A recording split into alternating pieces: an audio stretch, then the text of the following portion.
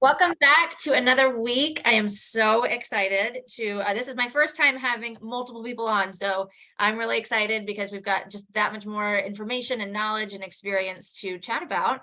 So Emily and Morgan created KC Infant Feeding with one purpose in mind: balance. Their paths first crossed in the Neonatal Intensive Care Unit, the NICU, supporting babies who struggled with feeding.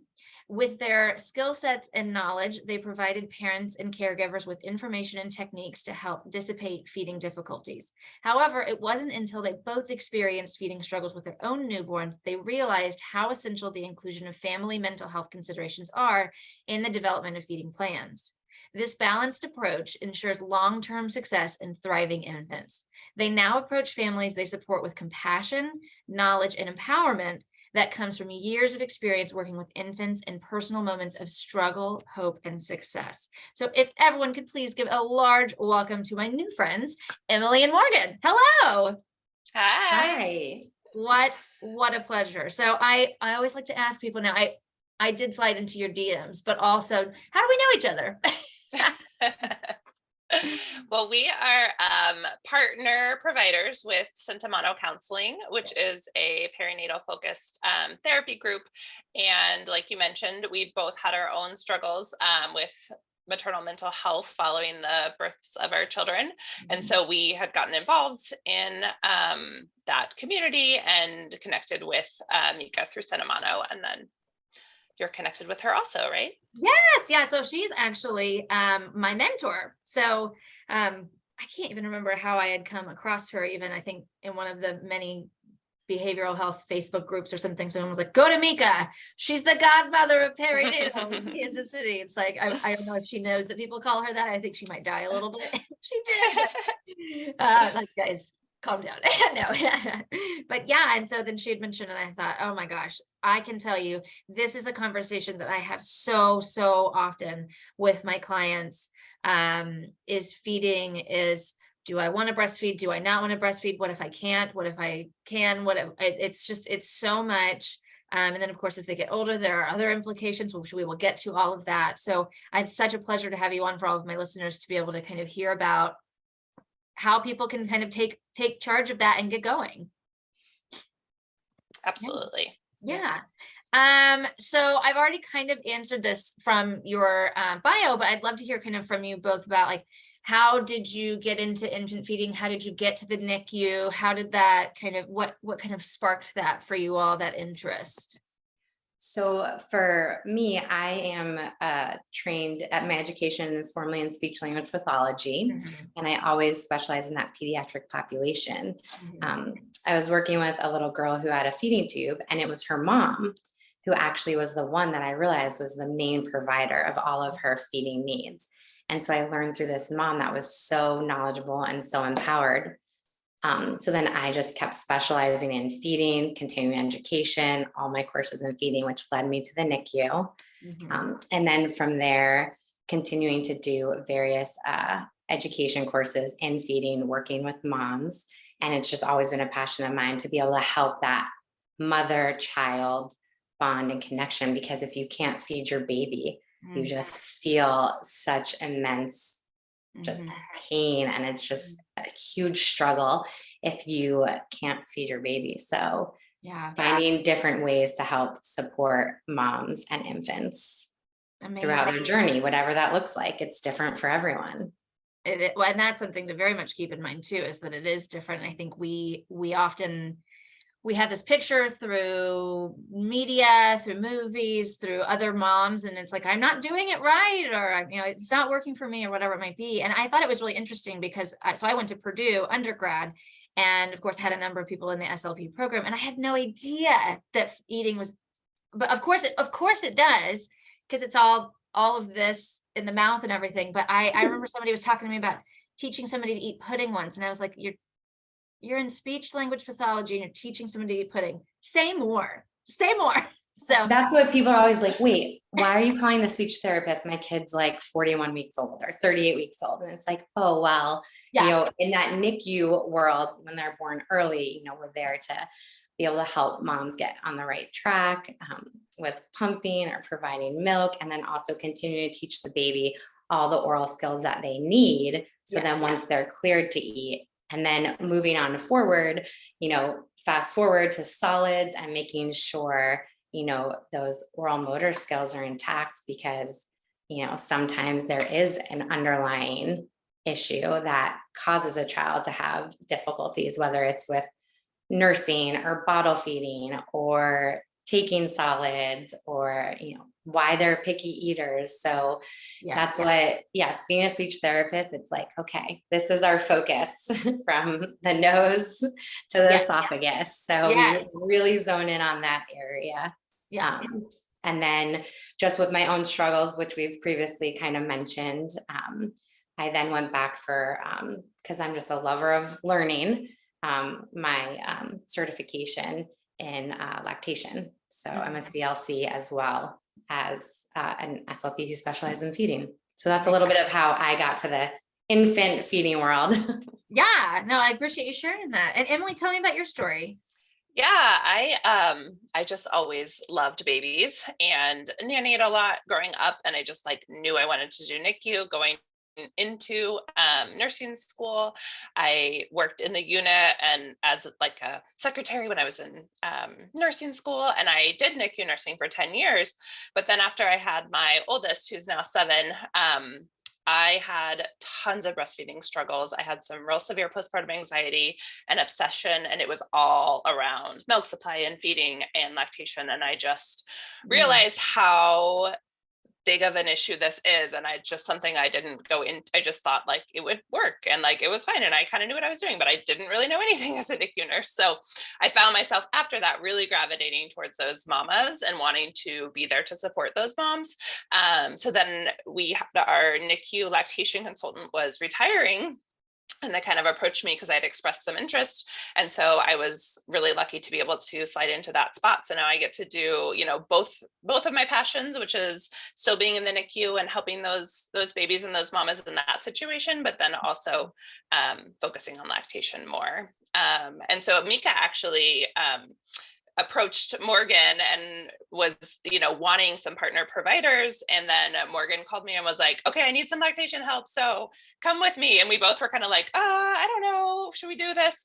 And it was actually February of 2020. Oh my God. We started out of here with an office and everything. And then, so obviously 2020 was a little rocky, but since then we've just really found that we love it, and we're still momming most of the time, but we love having this in our back pocket and being able to support families. So well, and one thing that also 2020 it made, I feel like you had to parent in even more isolation. Just a lot of different cultures parent around. You have generations living in one household, so you could see from other moms how to do it, and we already were in such isolation, just how we just are on our own. And then breastfeeding support groups were no longer happening in person, and so it was becoming more and more apparent how much of a need there was for this type of support in our community, and just being able to provide moms and families too, because it affects dads, it affects siblings. If you have a kiddo who's not eating, and it's that whole balance of family mental health with a feeding plan that works best for each family, and it looks different. Yes, I think that is just going to be kind of the through line of the conversation, is that it can look different. And that's okay, because, and I'm in this field. I'm not in obviously infant feeding or toddler feeding, but I'm in mental health, and we talk about all of the things that go on. And even still, I'm not doing it right though. And I'm but they're both alive and they're both okay. And so it's really validating that to people, of saying oh, so you don't do what your cousin did or your neighbor does or whatever, that's okay. Doesn't have to be the same. Absolutely. Yeah. I was wondering, for you all, how has it been? I like to ask people who come on, because obviously I find a lot of people that I have asked to bring on through social media, and I obviously found through you all through Mika, but you have a social media presence. And what has that been like for you all, being able to kind of get your message out there and sharing that. I think one, hard thing that we're finding is just like, our specialty is in our healthcare area, right? We are not marketing professionals and we are Ah, not, mm, graphic designers. And so we yeah. limp along, doing the rest of our momming and our, other things. So we try to have a good social media presence, but it's definitely not our favorite part of the job. So we're working on getting there more and more, but it's definitely this whole other piece to having a business that we don't necessarily have training on. So, And but Uh-huh. overall, we've never had any issues with like negative feedback or problems or anything. So luckily it's just Good. been I support. think too, like our biggest goal is getting the right in an era of information overload. Uh, And you can just Google your way into any answer you want. And so I think for Emily and I, making sure that our content on social media is evidence-based practice and is up to date, and giving yes. moms and families that peace of mind of, hey, like you want to, know how to do something, like come here, because there's just so much out there. Even as you mentioned, starting solids, it's the same thing, like baby led weaning, purees, like which way do I do it? I have to be all one way, all, I have to be all breastfed, I have to be all formula bottle fed. Like it's just there, it's just, it can be so dynamic and so extreme on both ends that I Mhm. think coming to, a place and making sure our social media represents what we stand for, following that. If you do it Mhm. this way, this is the evidence-based practice supporting this decision. If you Yeah. do it this way, this is the evidence-based practice supporting this, or just if it feels right for you Mhm. and your family, go That's for right. it. Go Yeah. for it.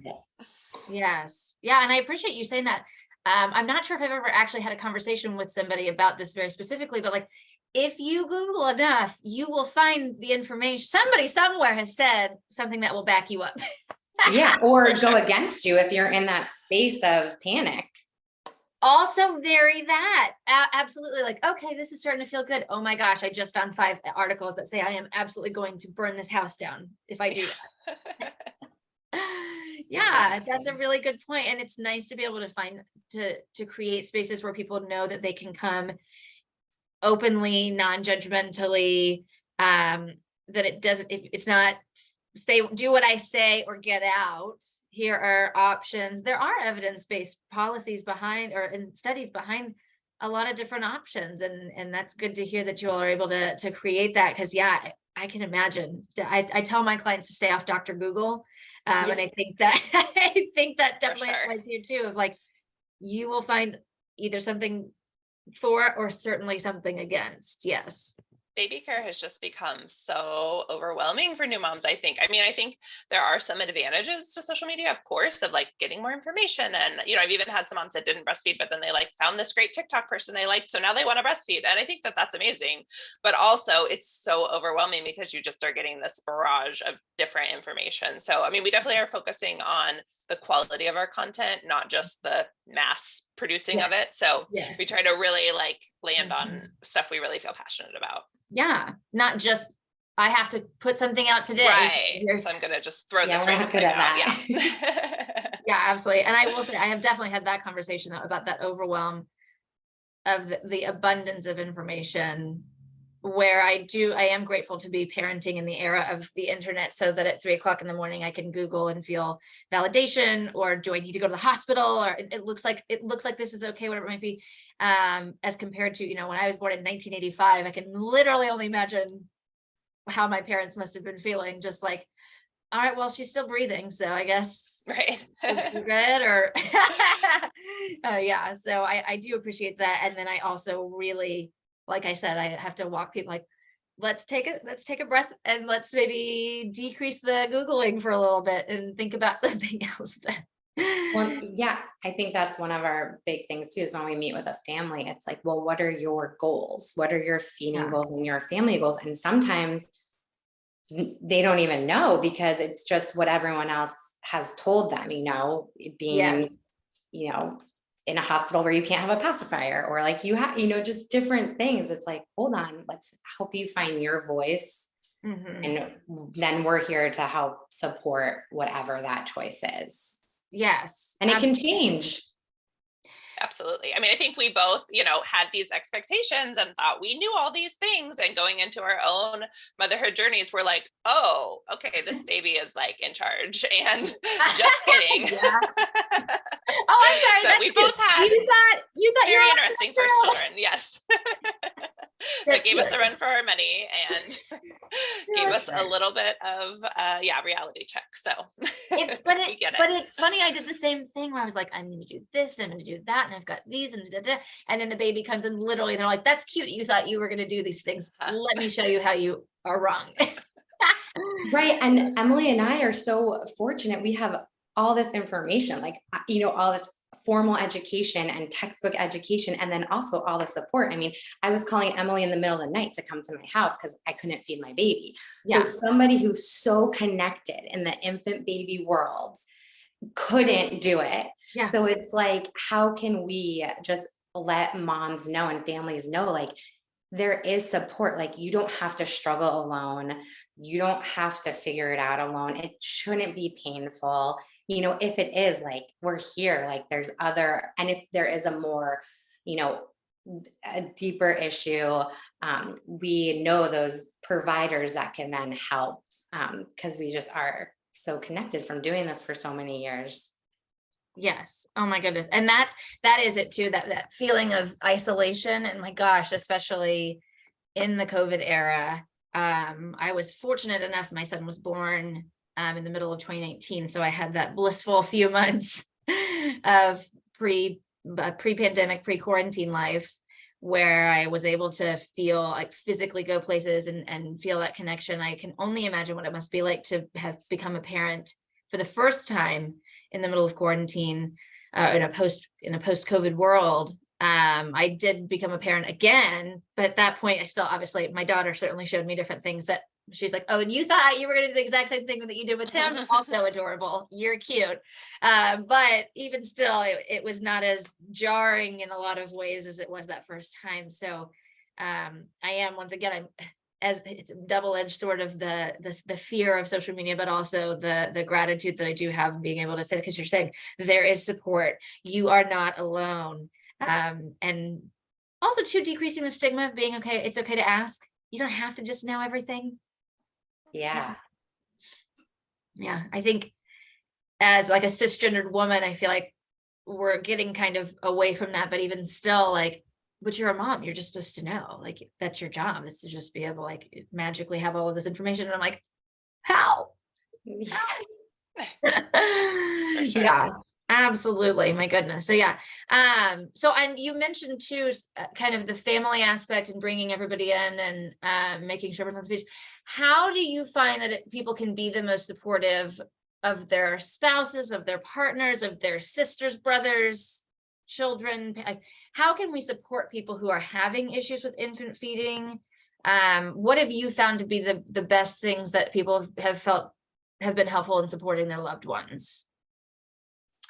I mean, I would say the biggest thing is just remembering what we already kind of talked about, that like this person's journey is likely not going to be the same as what your journey was. So, when you are supporting your friend or your neighbor or whatever, like, oh yeah, well, that worked great for me and it was easy. Well, that might not be the same thing that works well for them. So just really, getting to it of like, well, what is working for you, or like, what can be helpful? And I do think there's more out there in the world now of like supporting new moms to be like, this is what I need help with, and to not just show up and expect to hold the baby, but just, I oftentimes will tell my NICU moms, like, if you need some quick, easy snacks. So like, that is a perfect thing to assign to someone that's trying to help you, is like some quick snacks so that you can get enough food in. And then you can make milk for baby, that's going to help support the baby. Mm-hmm. So I think just being supportive of what is working for this person, even if it's different from what worked well for you. Amazing. I really love that about like kind of being solution focused, like what is working, let's keep going with that. Let's see what goes there. And then, yeah, I love that idea too of like, I will bring the snacks. Yeah. Yes. That is a tangible, doable, helpful thing that you can do. I don't need your advice, but I do need your snacks. Right, exactly. Amazing. Absolutely. Well, Now I like to hop on the microphone and talk a little new segment I like to call Meg Gets Free Professional Advice from Her Podcast Guest. So I actually wanted to talk about this anyway. It also happens to be something that's impacting me as a mother of a 15-month-old. And I know that you were talking about wanting to get kind of a group going about breastfeeding and weaning after one. Now, I just want to throw it out there before anybody comes and tries to read me for filth. I am insanely grateful. I am a cow. I am an overproducer. I have donated over 2,000 ounces in this pregnancy. I count myself insanely lucky. I'm not complaining about wanting to stop. And just so, and if anybody's listening, right. I'm curious because my son at 7 months was sitting up. He was like, he'd pop off the boob and be looking around. So he just was not interested in lying down for a meal. He needed to be up. He had FOMO. So I never had to talk about weaning with him at all. It was like pumped milk in a bottle. So I would pump and my husband would give him a bottle. And then as he got older, he just fed himself. With my daughter, it's kind of like, she will murder you if you get between her and the boob when she's ready to eat. Like, how dare, like, even so, for example, my husband's out of town this week. And so I have to bring her into the room. And so I'll sit her down to put my breast friend on, and she's getting a little more patient in that, but like, especially as she was younger, I mean, screaming, like from me sitting her down and I'm still putting the pillow on in front of her. She sees what's happening and it's like, why am I not being fed? So I'm just curious, not at this point right now, because she's 15 months and I know the CDC just came out and encourages up to 2 years, but I just wanted to, after having said that long 60 seconds of me rambling, I was curious, like, what is your vision? What is your evidence-based information? I know you're talking about starting a group. Like, what does that look like for a person when the child really is not showing any interest of stopping? Yeah, I think, that journey of breastfeeding after one is so different from the journey prior to one, because at that point it is essential for their nutrients and essential, Right. that's all they're eating, right? What comes after one is a lot more about that connection. They're still getting antibodies, of course, but it's a lot more the relationship between mom and baby. So I just don't think there is as much info about how to navigate all of that out there. So I have been wanting to at least do a class or something. Yeah. And so my philosophy really is that because it is a relationship, it's a great opportunity to start teaching some boundaries and to start having that be a relationship between these two people. So my advice usually is just, if you are still enjoying the relationship and the baby's still enjoying the relationship, then grow with it. Like, that is perfect. Yeah. And it's also important to remember that it can look however you want, just like all your feeding can, but even more Right. so, it's not there as a primary, part of nutrition anymore. So if you want to do it twice a day and that's where your boundary is, then that's where the boundary is. And that's what you offer, and so then you just say, we only nurse in the morning and we only nurse before bed. And then you offer snacks and you offer other toys and you offer other things during the day. So I think a lot of moms feel like, oh, I'm like tired of pumping at work, or I'm tired of, them asking at the park. I don't really feel like nursing out and about anymore. That's okay. That doesn't mean you have to stop altogether. Like, you can have those boundaries that you want and still enjoy that relationship. So that's the biggest thing for me. And then if it gets to the point where you're no longer enjoying that relationship, it's probably not serving a purpose anymore. And so then you probably should, move on and try to just wean. And they understand more than we give them credit for, especially past about 18 months. We just, it's good to like start talking about it ahead of time and then provide other things. I know. So I weaned my second and his third birthday. I just decided that I was kind of done. And so we found a cake on Pinterest and it had like cookies and ho-hos and like all this chocolate stuff. It was insane. Yes. And so he knew when he got his special cake, we were all done with Milkies. And like, we talked about it for a month before, and then he got his cake and it really was like not a big deal. And then we were all done. So, yeah. And he was, so I think it's just 3. So he was 3. Able to conceptualize like, yes, this is our big shebang. Yes. Hurrah, goodbye. So obviously for a little bit younger, you just would keep it a little bit more sure. clear, or like, yes, but they really can understand more than you give them credit for, and they're willing to take the boundaries. They sometimes maybe they just want that snuggle with mom, so maybe you replace it with a snuggle in a book, but just lay those boundaries out there for them. They can handle it. That is, I love that. That is some stuff that I really wouldn't have even thought about just different ideas and boundaries, right? Like setting a boundary. Yeah. Important I mean, I conversation. have two boys. So for me, who both nurse till 3. And so I really felt like, okay, this is a really good time for them to learn. Like, this is my body that I'm sharing with you. And like, you do this when I'm in the mood and you're in the mood, but not if only one of us is in the mood. So I just Yes. felt Ooh, like I it was a love really good chance for them to learn. This is my body. I am sharing with you. Literally just wrote that down. That is Yeah. beautiful, because I know a lot of times people feel like it's not really a choice. Like society. And you're like a martyr to your baby because they want to still do this. And I just don't think you're not getting those benefits anymore. If you're sitting there seething the whole time you're nursing, that's not what this is about, So find a way that feels manageable, or just be done and it's okay. Yeah. We're all just different, and what we're going to be able to tolerate or what we're interested in, Yes.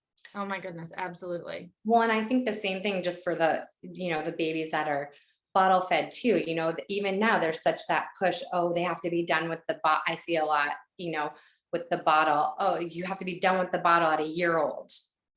Like that's been have they moved on to a cup? Have they moved on to a sippy cup? And it's like some of those things that are issues for kiddos that are, or parents that are bottle feeding their baby don't even come up in a child who's been breastfed. Like the pediatrician or whoever doesn't say like, hey, are they taking a cup or they have the bottle? It's like, no, they've been nursed till 18 months, 15 months.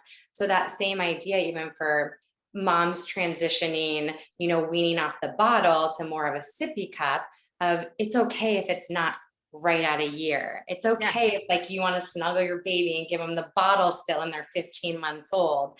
What's the difference between that and a sippy cup that has a bottle spout? Do you know what I mean? So it's that same thing where Emily, had mentioned before, 1, that's their primary source of nutrition. It's like after 1, it's okay if you still want to nurse your baby in morning and night or give them a bottle morning and night, just being a little bit more flexible and, making sure that it's working for everyone and both parties involved when it is more of that relationship based feeding, which all feeding is, but there's this focus on 1, and it's not like when that clock turns midnight on their first birthday, something like drastically developmental changes, right? So it's just like, it needs to be a gradual transition. And like some kids are going to be like shoving down that solid food at 10 months and like throwing the bottle out the window, and others are going to be like barely taking anything. So it's just going to look different for everybody.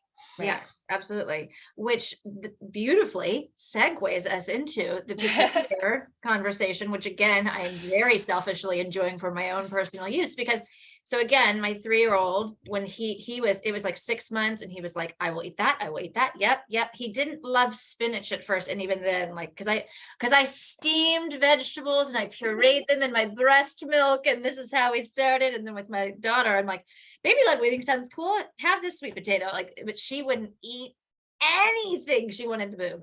She did not want to eat anything now. It's not as bad now, but still, I mean, even at 15 months, it's like, I do feel like I'm failing sometimes of like, she won't eat anything. If she could just live on the boob, she would be fine. But we know that that's not the full nutritional picture. So I know that's something that you specialize in as well, is talking about starting solids, picky eating. What does that look like? What does that look like for people? Well, it looks, the beautiful thing is, our starting solids program and our picky eating program, it's that customization.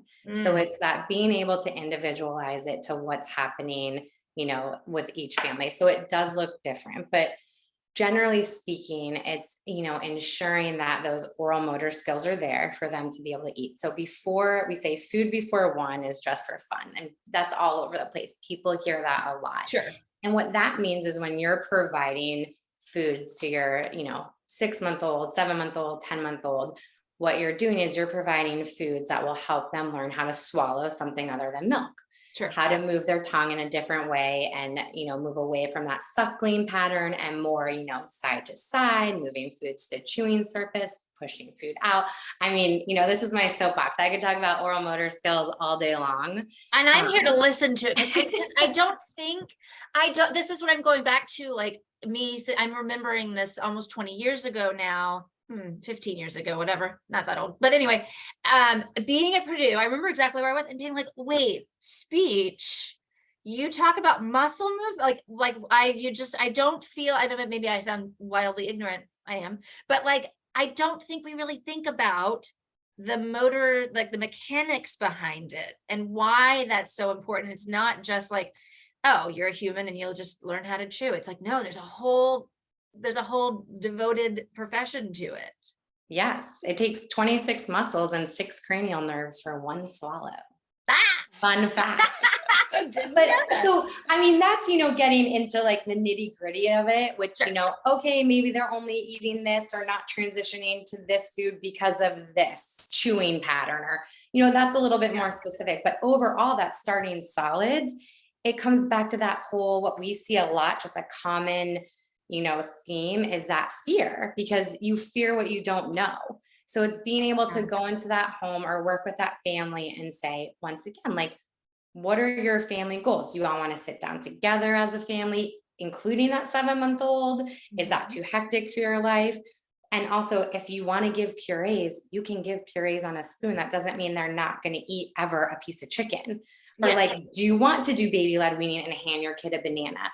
Oh, you do, but you're scared that they're going to choke? Okay, well, because that's a big thing, is this fear of choking. Sure. And so normalizing and letting people know, like, typical skills, like, it is normal for your baby to gag. It is normal. But what happens is that baby gags. That's scary. If you don't know that's coming, you freak out and react as a parent. And so then it's that whole cause and effect. So now the baby thinks something's wrong. They pick up on everything.